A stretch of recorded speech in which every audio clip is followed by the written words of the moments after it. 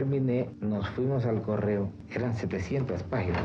Entonces lo pesaron y dijeron que costaba 83 pesos de México a la Argentina. Y Mercedes me dijo, no tengo sino 45. Y mira, muy fácil, partí el libro por la mitad y le dije, péseme este libro hasta 45 pesos. Quitaba hoja como quien corta carne y nos quedamos con el resto. Entonces nos fuimos a la casa y Mercedes sacó lo último que faltaba por empeñar, que era el calentador que yo usaba para escribir, porque yo puedo escribir en cualquier circunstancia menos con frío. Se fue con eso al Monte de Piedad y le dieron unos 50 pesos. Y el hecho es que volvimos con el resto de la novela al correo. La pesaron y dijeron, cuesta 48 pesos. Mercedes pagó sus 50 pesos. Y yo me di cuenta que cuando salimos del correo estaba verde de encabronamiento. Y me dijo, ahora lo único que falta es que esta novela sea mala. Era una época que no era... 7 de la noche, 7 minutos. Hablemos de Gabo. Hablemos de Gabo. Ahí estábamos escuchando su voz, contando qué era lo que había sucedido con 100 años de soledad. Le estaban pidiendo 86 pesos y terminó con 45. Le tocó empeñar de todo. Hizo y deshizo para entregar esa obra que fue cortada a la mitad, pero se envió la mitad hacia después, ¿no? La mitad, la segunda parte, podríamos decirlo, ¿no? Y llegó allá y les encantó y dijeron, bueno, ¿y la primera parte dónde está? ¿Dónde está el resto? ¿Dónde está el resto? Queremos poder leer esa obra. Además, hay una frase que me gusta mucho de Gabo y es: lo único que me duele de morir es que no sea de amor. Es una de esas frases que quedó retratadas justamente en una de sus entrevistas. Y me gusta eso, ¿sabe? Hablar un poco de Mercedes, de esa mujer que también estuvo claro, ahí su musa, acompañándolo. Además, que eso es justamente lo que relata esto. No había plata para poder enviar 100 años de soledad, pero ahí estaba justamente Mercedes, el trabajo de él y esa inspiración por lograr justamente un sueño que hoy se convirtió en uno de esos libros legendarios para la literatura. Así es, entonces hoy vamos a hablar de Gabo porque es el natalicio. En todo lado estamos disfrutando de su obra, de su legado y además de su conocimiento a través de las letras. Así que a esta hora nos está acompañando Luis Alejandro Díaz. Él es profesor experto en literatura de la Universidad Javeriana. Profesor, gracias por acompañarnos en Amantes del Círculo Polar. Hoy estoy en Facebook como la voz ¿cómo se llama? ¿De los hermanos? No, hay una serie que se llamaba algo de los hermanos. Bueno, algo así. Los hermanos no sé cuál está hablando. Ya me confundí. Estamos hablando de Gabo. Es una voz. La voz. Que, si quieren ver la de Gran quién Hermano. es esa voz. Uy, Dios mío, casi me pierdo. ¿De qué está hablando? Sí, pero si quieren ver de quién es esa voz, tranquilos, pueden ir a otras entrevistas. Bueno, son las 7:09. Profesor, gracias por acompañarnos. Gracias a ustedes por invitarme. Me parece un muy buen plan hablar de García Márquez un miércoles por la noche en Bogotá. Un buen plan. Me gusta. Sí, es un planazo bohemio. Sí. Falta como el tintico. No. Pero tintico me refiero a una copita de vino. Ah, bueno, ¿no? Sí, porque acá tenemos tinto. ¿Sí? ¿Tintico? ¿Quiere tinto? Tintico. Se le trae ese tintico. Profesor, hablemos de la versatilidad literaria del maestro Gabriel García Márquez, comenzando desde el periodismo, ¿no? Incursionó bajo toda esa premisa y encontró la crónica algo supremamente importante. Sí, antes quiero recordar algo curioso de esa anécdota del envío del libro, y es que en ese momento lo está enviando de México a Argentina a la editorial suramericana, que es la que lo va a publicar, pero antes ha hablado con otro editor español que ha enviado a un agente literario a México para negociar ese libro, y García Márquez lo único que pide es un adelanto porque tiene que pagar el arriendo y porque tiene muchas deudas. Y los editores en España pensaron que era un negociante que de entrada quería como sacar provecho de todo. Muchos años después se enteraron que García Márquez estaba súper urgido para pagar un arriendo, entonces les estaba diciendo: les doy el libro ya, no se lo muestro a nadie más, pero necesito que me den tanta plata ya. Y no se la dieron, ellos pensaron simplemente estamos negociando. En Argentina le dijeron: mándenos el libro que si nos interesa, y con lo poco que tenía le tocó mandar el libro por partes, por eso no lo pudo enviar completamente. Y después, cuando esa editorial se enteró, ya fue muy tarde y ya García Márquez fue lo que fue, y Cien de Soledad vendió en un año 200,000 ejemplares, y se quedaron pensando que por un adelanto muy pequeño se perdieron de ese libro. Creo que fue con Carlos Barral. Qué perdió ese dolor libro. de editorial. No, No, me pongo a pensar en ambigüedades. Y por ejemplo, el primer baterista de los Beatles, que se llama Peter, de hecho, ni siquiera me acuerdo el apellido, Pete Beast. Pete Beast, dijo, no, ¿sabe qué? Esto no le veo futuro, mejor me voy a seguir con mi montacarga, porque tenía un camión de montacarga, y se fue. Y los Beatles se volvieron los Beatles. Es lo que sucedió, por ejemplo, con esta editorial. Sí, pasó eso, es curioso. Y sobre esa vida como cronista y periodista, es curioso, pero es muy parecido a lo que le pasa a Hemingway. Hemingway se va muy joven a Europa y vivió muchos años escribiendo crónicas deportivas. A Hemingway le llamó mucho la atención el boxeo, el ciclismo, entonces fue escribiendo crónicas deportivas y ahí fue encontrando un poco su voz como escritor. García Márquez también es un gran cronista, un gran periodista que comienza escribiendo este tipo de texto periodístico y ahí encuentra después de alguna manera ese oficio que no es tan fácil de encontrar, pero que en efecto la crónica y el periodismo como que lo va descubriendo. Es muy parecido, porque más él admiraba mucho a Hemingway. sí, hay gran parte de las historias de Gabo que uno encuentra justamente basadas en una realidad que él también vivió, que vivió de cerca, que atravesó. Me acuerdo, por ejemplo, El amor en tiempos de cólera, dicen que nace justamente de una historia muy cercana de su casa, ¿no? Pues yo creo que es muy, muy normal que un escritor en algún momento tenga como sobre la mesa su propia vida para escribir. Seguramente le llegan historias porque las escucha, también la creatividad en algún momento le hace tener unas ideas maravillosas, pero muchas veces también la vida propia es un primer paso.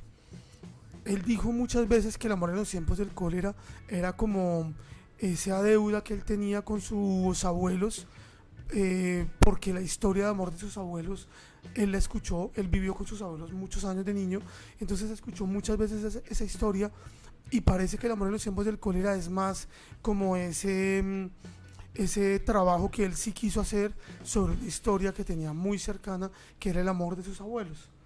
Ese es el amor en los tiempos del cólera, que por supuesto ya la creatividad y además su gran oficio como lector, porque en sus novelas hay mucha investigación. O sea, es un escritor que no solo vive de su imaginación y de su talento, sino de ser un gran lector y un gran investigador. Casi que todas esas novelas gruesas de García Márquez tienen historia adentro, pero historia que es producto de su investigación como lector. Él decía que escribía más o menos de 7 de la mañana a mediodía con un overol, se ponía un overol como si fuera un carpintero, como si fuera un zapatero, tomándose muy en serio su profesión, y ya en las tardes hacía más vida social. Entonces llegaban escritores, llegaba gente, lo como visitaba. Cualquier trabajo de oficina. Sí, entonces él llegaba y recibía gente, conocía, iba a charlas, a tener más vida social, pero en la mañana su trabajo era más que el de oficinista, el de un trabajo raso, que era sentarse a escribir todos los días. Entonces investigaba, leía. La literatura de García Márquez es producto de muchísimas cosas que pasan en la vida de una persona.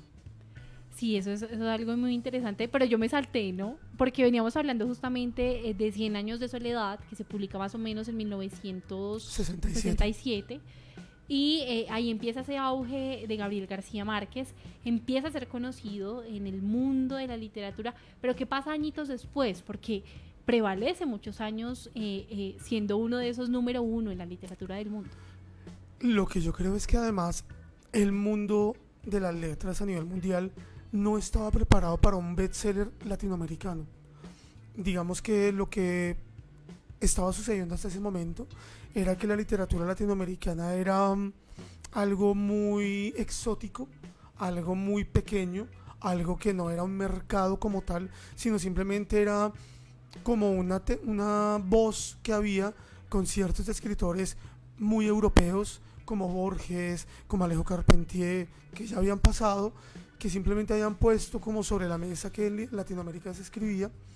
Pero es que en el 63, cuando se publica Rayuela, y en el 67, cuando se publica 100 años de soledad, Ujú. se vuelven bestsellers. Y los bestsellers solo estaban identificados en el mundo anglosajón. Mm. Solo el mundo anglosajón tenía bestseller. Un bestseller es un libro que vende 100.000 copias en 5 meses. Sí, es que dicen, por ejemplo, Y que... eso no había pasado nunca con la literatura latinoamericana a nivel mundial. Sí, eso dicen de 100 años de soledad, que se vendieron como 8.000 en una semana. Mucho. Entonces, cuando pasa eso, García Márquez, la literatura de García Márquez lo que hace es como servir de motor para que otros libros entren dentro de esa ola tan grande. La ciudad de los perros, Rayuela, 100 años de soledad y algunos otros libros. Y en ese momento ya el mundo literario universal hace como una pausa y dice qué es lo que está pasando acá, porque es que esto no estaba pasando. Ujú. Vender tanto, ser bestseller no era algo que estuviera asociado a Latinoamérica en literatura. Entonces García Márquez lo que hace es generar un estallido, por eso se llamó el boom, Sí. un estallido tan grande que llamó la atención diciendo, acá no solo hay un universo exótico que llama la atención por lo exótico, sino que acá hay una tradición literaria que no habíamos visto y que acaba de estallar. Uy, que es impresionante, ¿no? La huella imborrable de Gabriel García Márquez. Incluso, ¿no? De ahí se conoce el realismo mágico que se impregna en todos los sentidos. Incluso no solamente desde la literatura, ya se habla desde la música. Incluso Gabo en su momento era muy amigo de Rafael Escalona y los dos compartían ese tipo de inspiración a través de las letras. Rafael Escalona era un mal intérprete. Sí, incluso estaba pensando que en el 45 gana el premio Nobel Gabriela Mistral y en el 67 lo gana Miguel Ángel Asturias, pero eso no fue sinónimo de lo que hace García Márquez con su libro, que fue realmente como cuando James llegó al Madrid y vendió más camisetas en valor de lo que había costado su fichaje. James, o sea, no recuerdo cuánto costó James, 75 millones de euros, no recuerdo, pero el Real Madrid parece que lo recupera en 2 días solo vendiendo camisetas. Algo así hizo García Márquez con 100 años de soledad cuando nadie lo pensaba, incluso con 2 premios Nobel. Después viene Pablo Neruda, que también gana premio Nobel en el 71, pero el empuje que tiene la novela de García Márquez es completamente desmesurado, inesperado. Y lo del realismo mágico ya era un tema que estaba en el aire, esta mirada hacia Latinoamérica, pero que no tenía nombre. Mucha gente dice, y ojalá no se sientan maltratados los amantes de García Márquez, Sí. Sí. mucha gente dice que el premio Nobel era para Alejo Carpentier. Digamos que lo que se tenía pensado en el universo del premio Nobel era que esta literatura que encarnaba como este universo, que después se llamó realismo mágico, Ujú. lo representaba mejor Alejo Carpentier. Y Alejo Carpentier era un escritor cubano que ya tenía muchos años, era una voz indiscutida, casi que a la altura de Borges, pero él se muere en el 81.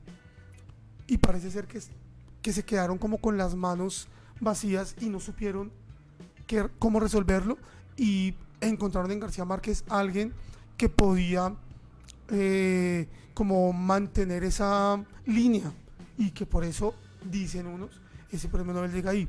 Yo creo que el realismo mágico al final es, a ojos de los europeos, algo muy extraño, la representación de algo que no pasa en Europa, y es que nosotros vivimos en una realidad completamente improvisada día a día, y eso para el europeo es completamente ilógico.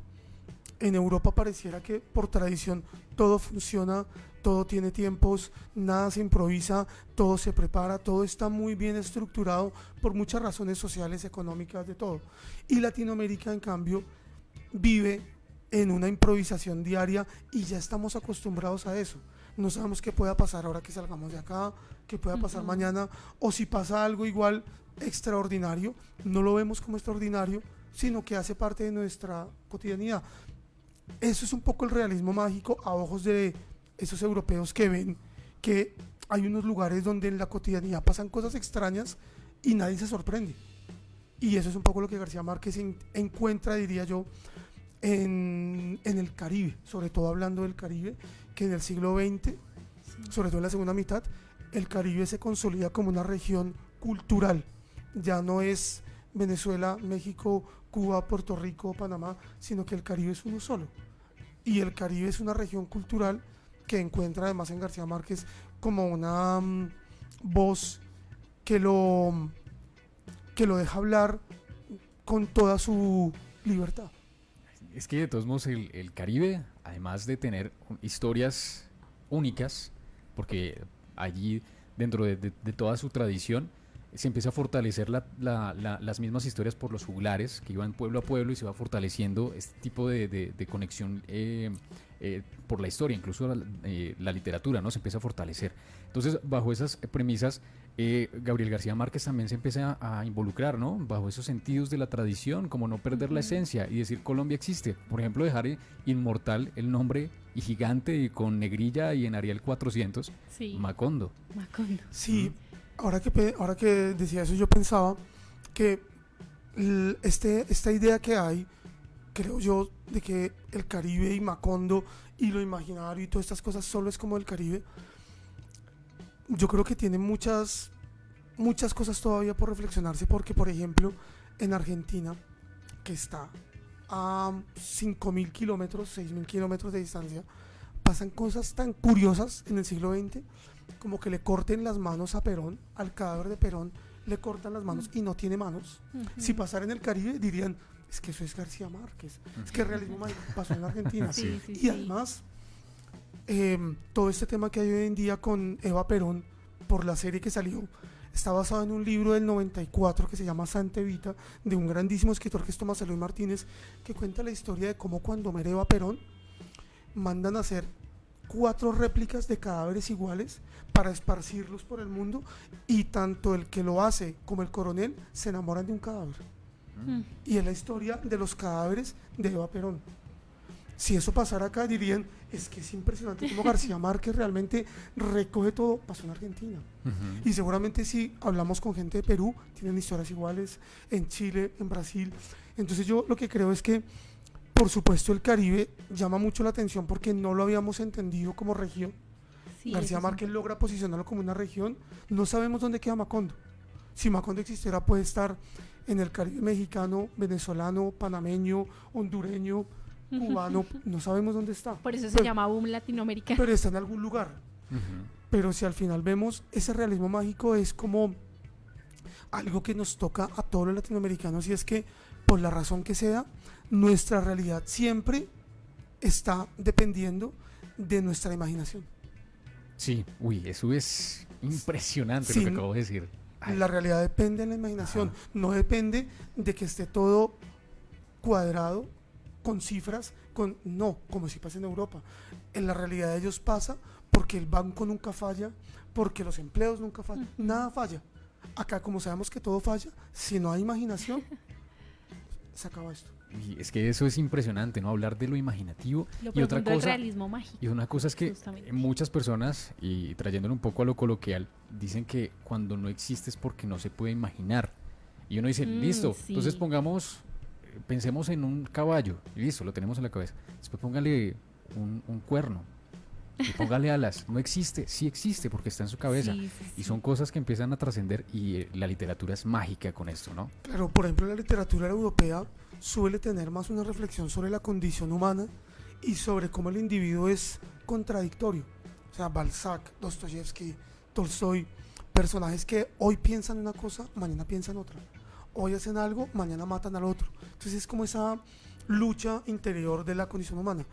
La literatura latinoamericana es más como la imaginación va un paso por delante siempre de la realidad y da más respuestas que la misma realidad. Sí. Sí, y yo creo que una de esas novelas justamente que ha sido de las más esperadas, y ya me paso de época totalmente ahorita a la actualidad, pero es En agosto nos vemos, ¿no? Que hoy justamente se hace ese lanzamiento oficial para el mundo, y es un anhelo de recordar un poco y de volver a renacer esa voz tan potente que tiene Gabo, y cómo podemos describirla, porque mucho se ha dicho sobre esto. Yo creo que es una manera de mantener esa voz viva sin sin pensar que esté muerta.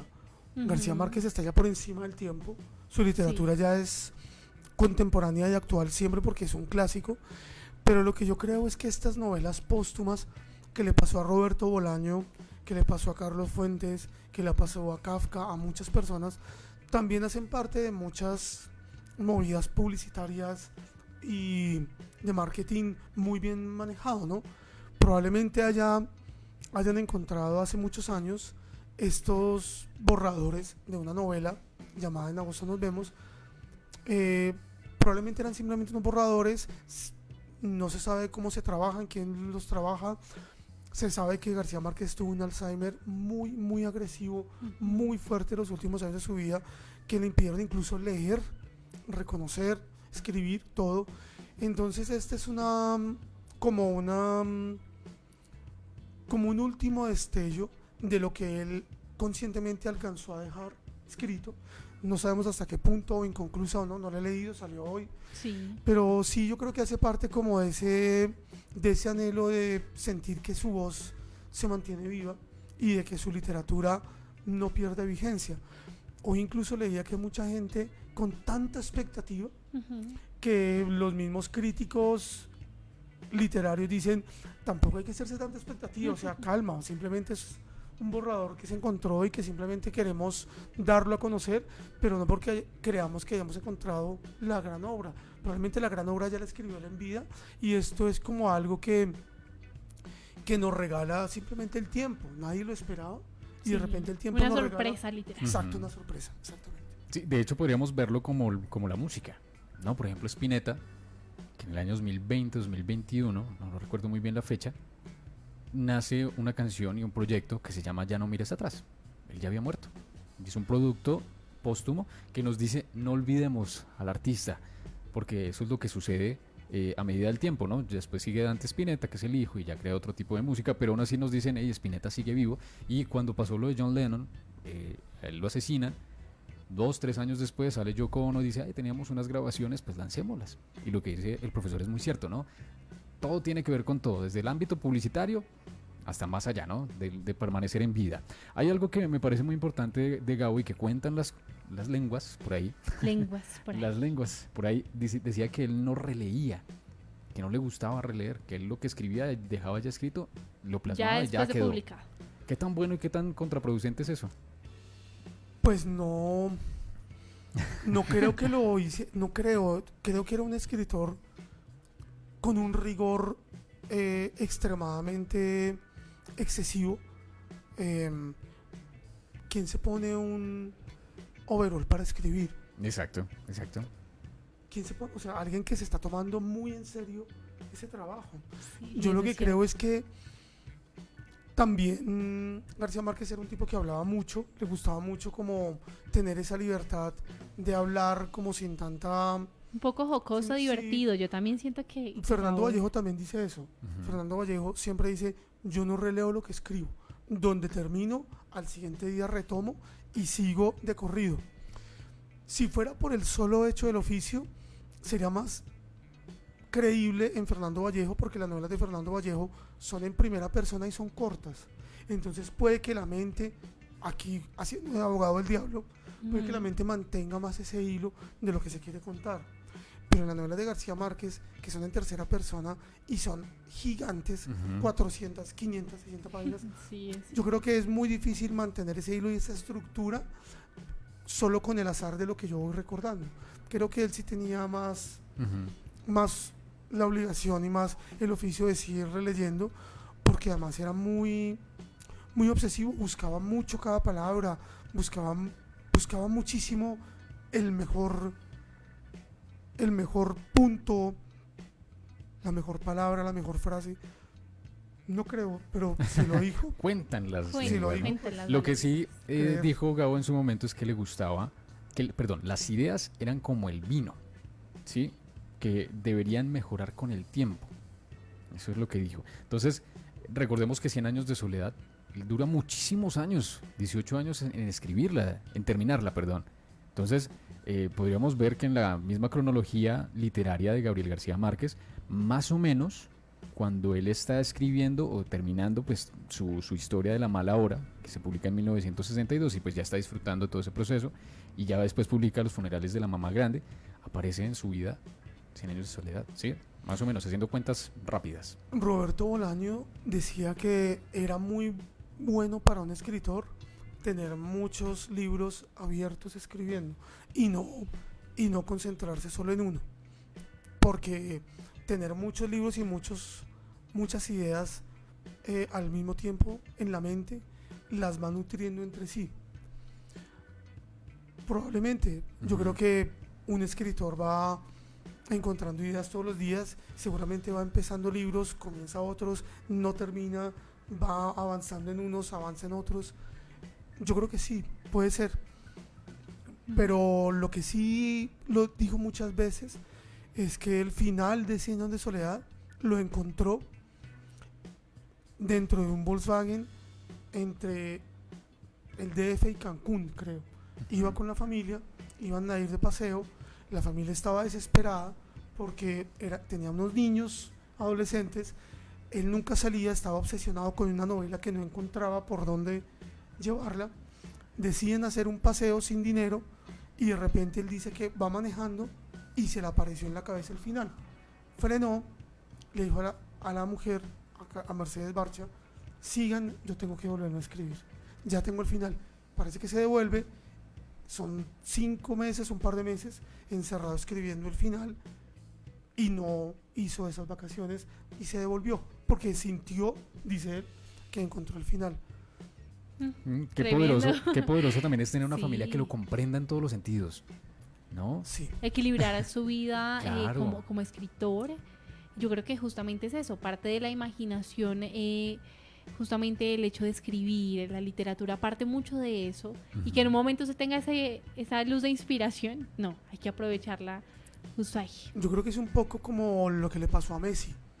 Messi tuvo la fortuna de que un entorno giró en torno a lo que él quería. O sea, todo su entorno dijo, tranquilo, vamos a aprovechar ese talento, ¿qué quiere hacer? Y un niño de 12 años termina tomando decisiones por toda la familia, papá, mamá, hijos mayores. Yo creo que un poco con García Márquez pasa lo mismo, tanto cuando se casa como con sus hijos. Tenemos acá un talento, vamos a estar todos en torno a ese talento, vamos a girar. Nuestras vidas al final no importan, que al menos valga la pena esta. Y es un poco lo que a muchos futbolistas no les pasa, con mucho talento, pero que tienen entornos que no quieren girar a favor de él. Sí. Messi es como lo que le pasó a García Márquez, la esposa, los hijos, los amigos, todo el mundo pendiente y girando qué necesita, qué quiere. Incluso la gente literaria, porque cuando García Márquez explota con este libro, aparece la persona más importante en la vida de García Márquez y de la literatura latinoamericana, que es Carmen Balcells, que es su agente literaria. Una figura que tampoco había en el mundo anglosajón. En el mundo anglosajón no existía el agente literario, sino que los autores directamente iban a hablar con los editores. Y el editor, sentado del lado del escritorio, con todo el poder, decidía, se aprovechaba, no pagaba, es decir, tenía todo a favor. Y el escritor sentía que al final le estaban haciendo un favor porque lo publicaban. Esta señora catalana, que había sido secretaria de Carlos Barral, se dio cuenta un poco de esto, de que los escritores estaban totalmente huérfanos, sin saber negociar, sin recibir dinero, y que los editores estaban sentados muy cómodos, firmando contratos vitalicios, y los autores no sabían nada. Ella renuncia a su puesto como secretaria, además una catalana en el buen sentido de la palabra, con los números y las cifras y el negocio en la cabeza por encima de todo. Importantísimo. Y les dijo a Mario Vargas Llosa, a Julio Cortázar, a José Donoso, a Gabriel García Márquez y a algunos españoles, les dijo, nada más a esos. claro, es porque vio eso. Sí, Si sí, no los sí. hubiera visto, seguramente no se le ocurre. Les dijo, ustedes dedíquense a escribir, yo negocio por ustedes, yo voy a negociar, yo cojo un porcentaje, pero usted no vuelva a negociar, yo negocio.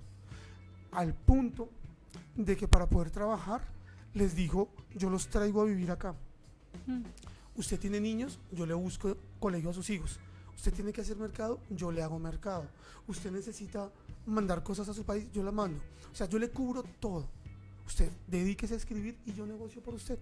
Y ella realmente es la persona que está detrás del boom. Entonces, otra persona que le dijo a García Márquez, necesita pagar recibos de luz, de agua, tranquilo, yo lo pago. Necesita pagar el colegio de sus hijos, tranquilo, yo lo hago.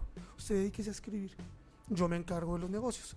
Por supuesto, esta señora se echó de enemigos a todos los editores del momento, porque a la hora Como de una negociar, revolución. a la hora de negociar ya les dijo, los contratos no son vitalicios, los contratos son por X tiempo y necesito que cada 6 meses me deje ver las cuentas, cuántos libros vendió, dónde están, cuántos imprimió, todo. Las cuentas claras y el chocolate. Y eso hizo que ellos se pudieran sentar a escribir. Una mujer detrás de todas esas genialidades. Una mujer es la persona más importante. Sí. Sí, es más, incluso, ¿no?